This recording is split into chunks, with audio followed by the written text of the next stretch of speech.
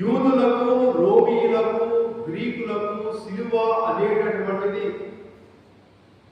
ఒక శిక్షను తెలియజేస్తూ ఉంటుంది. ఒక శిక్ష, అవమానము, హింస, బాధ, దుఃఖము, ఇటువంటి అన్ని కూడా సిలువలో దాగి ఉన్నాయి. సిలువకు సంకేతం. ఆ రోజు శిక్షించాలంటే సిలువ మీద శిక్షించేవారు, ప్రాణం తీయాలంటే సిలువ మీద ప్రాణం తీసేవారు, అవమానపరచాలంటే సిలువ మీద అవమానపరిచేవారు, బాధ పెట్టాలంటే సిలువ మీద బాధ పెట్టేవారు. ఇటువంటి భావాలు కలిగినటువంటి ఆ సమయంలో క్రీస్తు ప్రభు ఏ విధంగా ఆ సిలువను భావించాడు, ఆ